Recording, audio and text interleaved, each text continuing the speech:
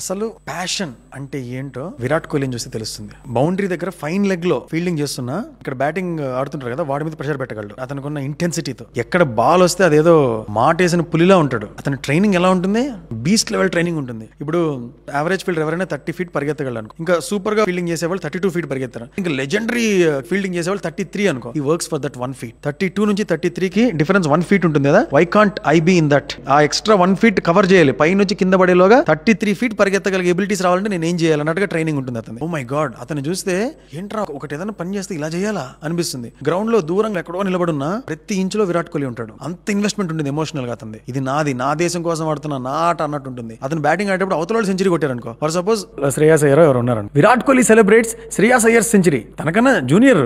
కానీ ఒక టీం కోసం ఒకళ్ళు సెంచరీ కొట్టారనేది ఎంత సెల్ఫ్లెస్ సెలబ్రేషన్ అది. గేమ్ అంటే నేనే ఉండాలి కాదు, గేమ్ గెలవాలి, మ్యాచ్ ఇండియా గెలవాలి, అంత బిలాంగింగ్నెస్ ఉంటుంది. వరల్డ్ కప్ ఫైనల్స్ లో మనం ఇంకా ఆల్మోస్ట్ అయిపోయింది, ఇండియా ఓడిపోయింది అన్న స్థితిలో ఉన్నాం. ఆ టైంలో మన చేతిలో ఇంకా మ్యాచ్ ఉంది, మనం వదలకూడదు, వి స్టిల్ హ్యావ్ ఛాన్స్ అని అందరినీ పాజిటివ్ గా మాట్లాడి గెలుపు వైపు నడిపించడంలో ప్రధానమైన పాత్ర పోషించింది విరాట్ కోహ్లీ. లోపల జరుగుతున్న డిస్కషన్స్ మనకు తెలియదు, గెలుపే ధ్యేయం అలా ఉంటాడు. ఇదంతా మనకు ఒక లెసన్ టీచ్ చేసినట్టు ఉంటుంది. మనం ఏదన్నా ఒక దాని మీద ప్యాషనేట్ గా ఉండాలి అంటే అలా ఉండాలి. ఇంతవరకు మనం మాట్లాడిన దానిలో నెంబర్స్ ఏమీ మాట్లాడలేదు. మనం ఏం మాట్లాడాం, అతని యాటిట్యూడ్ మాట్లాడాం. That's passion. Virat Kohli is a living legend. He lives by example. We have to learn from him what passion is.